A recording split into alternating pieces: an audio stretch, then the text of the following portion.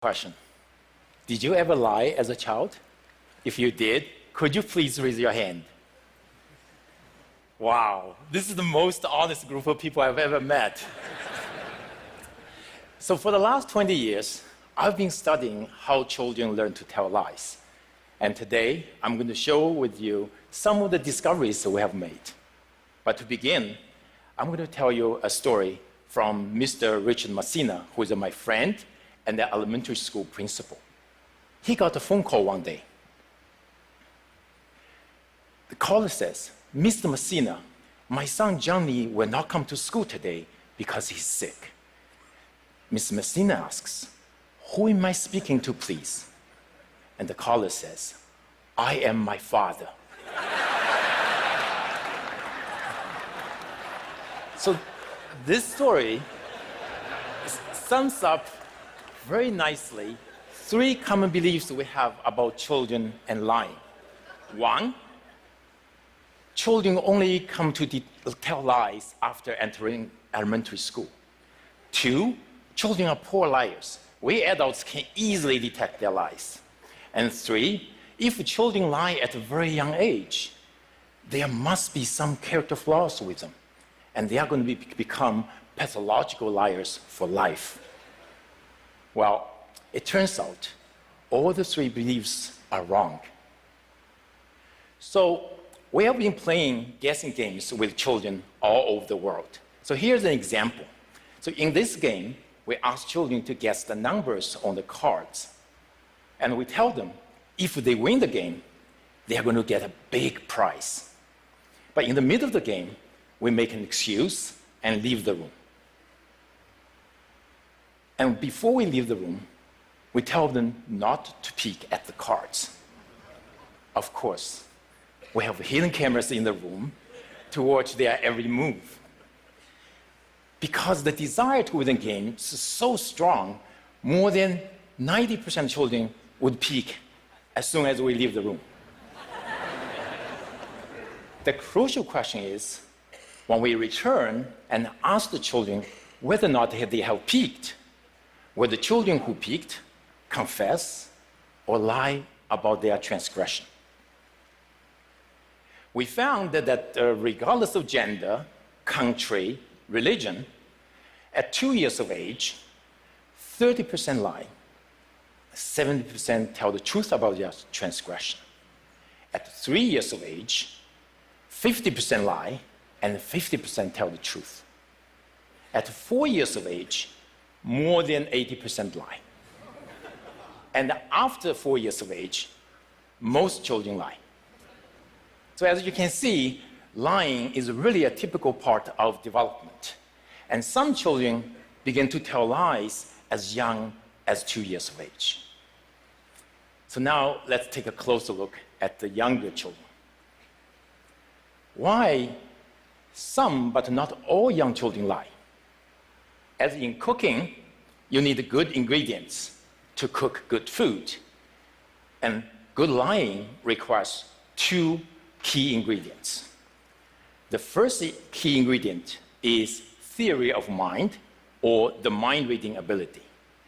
Mind-reading is ability to know that different people have a different knowledge about the situation, and the ability to differentiate between what I know and what you know.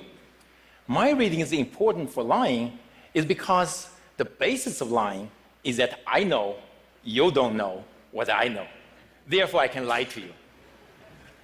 The second key ingredient for good lying is self-control.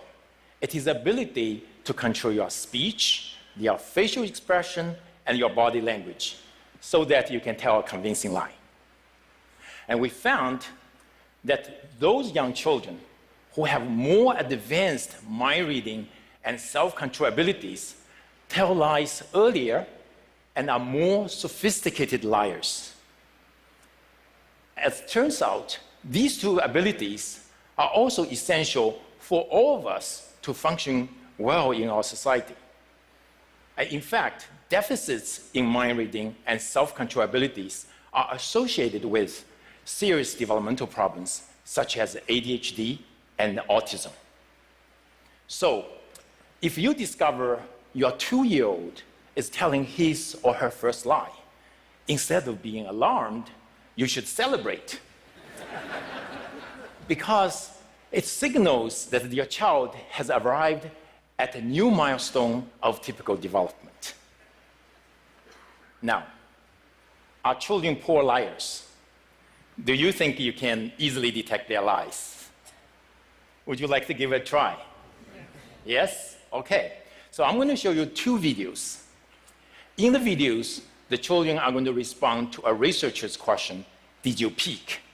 So try to tell me which child is lying and which child is telling the truth. So here's child number 1. Are you ready? Did you peek?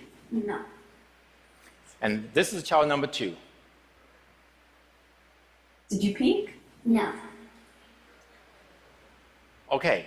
If you think child number 1 is lying, please raise your hand. And if you think child number 2 is lying, please raise your hand. Okay, so as a matter of fact, child number 1 is telling the truth. Child number 2 is lying. Looks like many of you are terrible detectors of children's lies. Now, we have played similar kind of games with many adults from all walks of life. And we show them many videos. In half of the videos, the children lied. In the other half of the videos, children told the truth. And let's find out how these adults perform.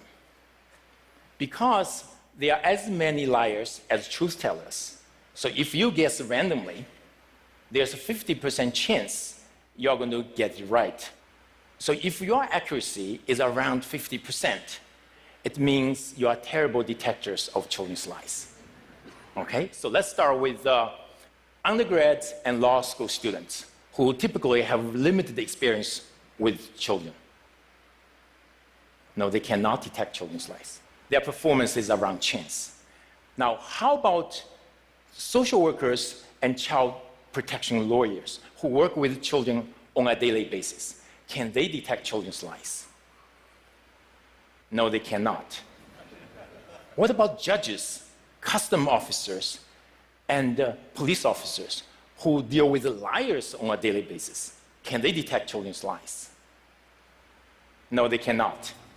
What about parents? Can parents detect others' children's lies? No, they cannot. What about, can parents detect their own children's lies? No, they cannot. So now you may ask, why children's lies are so difficult to detect? So let me illustrate this with my own son, Nathan. So this is his facial expression when he lies. So when children lie, their facial expression is typically neutral. However, behind this neutral expression, the child is actually experiencing a lot of emotions, such as fear, guilt, shame, and maybe a little bit of liar's delight. Unfortunately, such emotions are either fleeting or hidden, therefore is mostly invisible to us. So in the last 5 years, we have been trying to figure out a way to reveal these hidden emotions. Then we made a discovery. We know that underneath our facial skin, there's a rich network of blood vessels. When we experience different emotions, our facial blood flow changes subtly. And these changes are regulated by the autonomic system that is beyond our conscious control. So by looking at facial blood flow changes, we can reveal people's hidden emotions. Unfortunately, such emotion-related facial blood flow changes are too subtle to detect by our naked eye. So to help us reveal people's facial emotions, we have developed a new imaging technology we call transdermal optical imaging. To do so, we use a regular video camera to record people when people experience various hidden emotions. And then, using our image processing technology, we can extract transdermal images of facial blood flow changes. And by looking at transdermal video images, now we can easily see transdermal facial blood flow changes associated with the various hidden emotions. And using this technology, we can now reveal the hidden emotion associated with lying and therefore detect people's lies. We can do so non-invasively, remotely, inexpensively, with an accuracy at about 85%, which is far better than chance level. And in addition, we discovered a Pinocchio effect. No, not this Pinocchio effect. This is the real Pinocchio effect. When people lie, the facial blood flow on the cheeks decreases, and the facial blood flow on the nose increases. Of course, lying is not the only situation that will evoke our hidden emotions. So then we ask ourselves, in addition to detecting lies, how can our technology be used? One application is in education.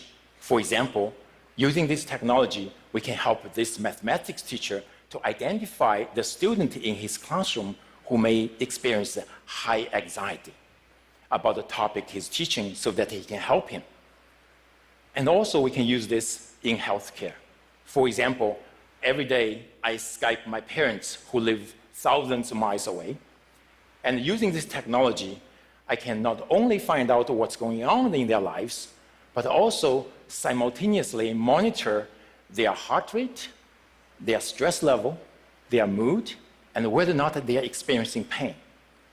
And perhaps in the future, there are risks for heart attack or hypertension. And you may ask, can we use this also to reveal politicians' emotions? For example, during a debate. Well, the answer is yes. Using TV footages, we could detect the politicians' heart rate, mood, and stress, and perhaps in the future, whether or not they are lying to us. We can also use this in marketing research, for example, to find out whether or not people like certain consumer products. We can even use it in dating. So for example, if your date is smiling at you, this technology can help you to determine whether she actually likes you or she's just trying to be nice to you. And in this case, she's just trying to be nice to you. So transdermal optical imaging technology is at the